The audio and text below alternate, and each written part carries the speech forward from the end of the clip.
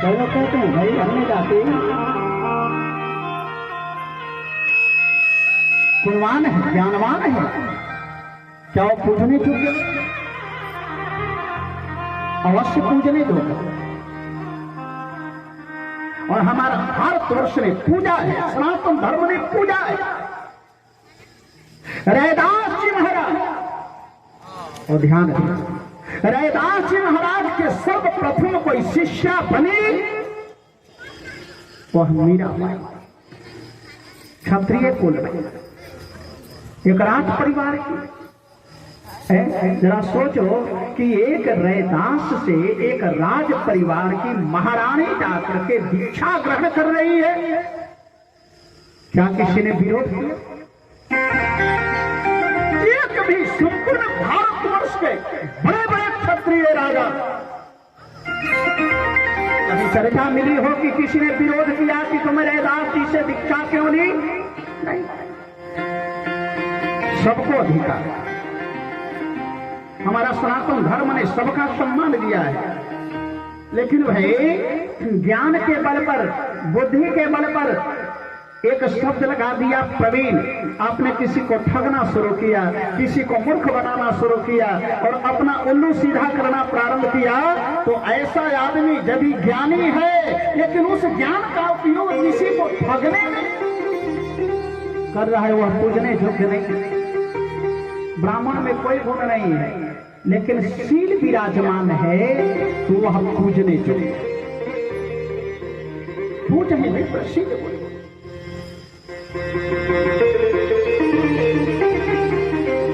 लेकिन इसमें तो वो भी नहीं है। आशित किरात नगरी ब्राह्मणों ज्ञान दुर्बल है, ज्ञान से बड़ा ही कमजोर है। दरिद्रो रस विक्रेता, वेद मार्ग प्रलुप्त है, वेद मार्ग का परम विरोधी। हाँ, माता है, पिता है, भाई है, बहन है,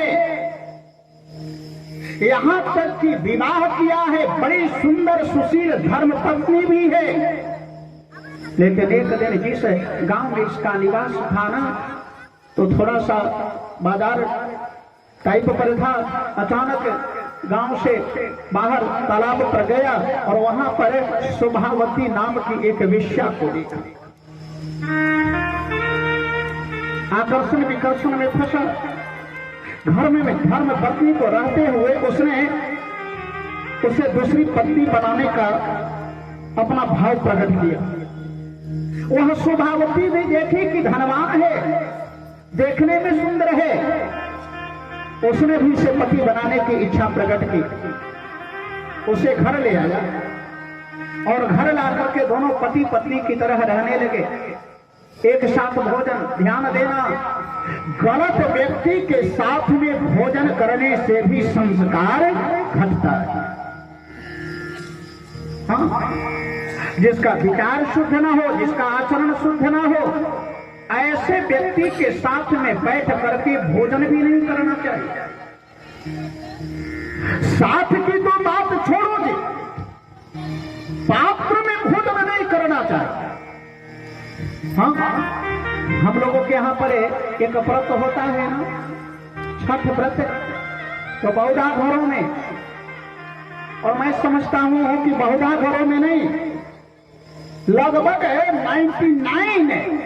99% घरों में जो हम रोज जिस बर्तन में भोजन बना करके पाते हैं, उस बर्तन में उस दिन प्रसाद नहीं बनाते। प्रसाद बनाने वाला बर्तन अलग ही होता है। क्यों? जिस बर्तन में हमने गलत चीज को खा लिया, उस बर्तन में भी दोष आता है।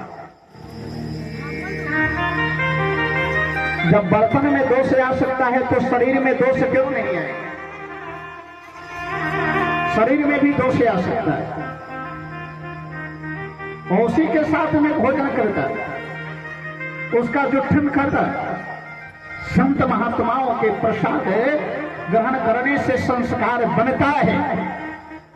जिनका गलत भाव हो, गलत विचार हो, गलत आचरण हो, उनका जूठन खाओ, आपका धीरे धीरे विचार, धीरे धीरे आचरण वैसा ही बनना शुरू हो जाएगा, आपका सोच भी वैसा ही बनना शुरू हो जाएगा। और सोच यहां तक पहुंच गया कि उस स्वभावती नाम की विषया में जो इसकी धर्म पत्नी बनी हुई है, उसने एक दिन मशविरा दिया कि सुनो, ये जो तुम्हारी माँ है, तुम्हारे पिता है, ये दोनों तुम्हारे माता पिता, तुम्हारे भाई बंधु, ये जो तुम्हारी पूर्व की धर्म पत्नी है, इसके कारण जो हम लोग आजाद तरीके से मिलना चाहिए, नहीं मिल पाता। जिस तरीके से हम लोगों को स्वच्छंद तरीके से अपने घर में रहना चाहिए, हम नहीं रह पाते। इसलिए क्या, इनको अपने जीवन से दूर कर। परिणाम स्वरूप एक दिन सभी रात्रि में सोए थे और सोई हुई अवस्था में देवराज ने अपनी पत्नी का, अपने मां बाप का और अपने भाई का हत्या कर दी। और हत्या करने के उपरांत में जो भी इसके पास में चीजें थी वो सब स्वभावती लेकर के चंपत हो गई। यह देवराज को बड़ा दुखी हुआ। क्या दुखी अवस्था में भटकते भटकते, बम बम भटकते भटकते एक जंगल में गया और जंगल में जाकर के एक मंदिर था, उसी मंदिर पर जाकर के विराजमान हो गए। वहां शिव महापुराण की कथा हो रही थी। उस समय शिव महापुराण की कथा सुनने के लिए बड़ी संख्या में लोग आए हुए थे। एक बात और, जहां पर कथा हो रही थी ना, वहां पर प्रसाद भी पाने की व्यवस्था था। यदि कोई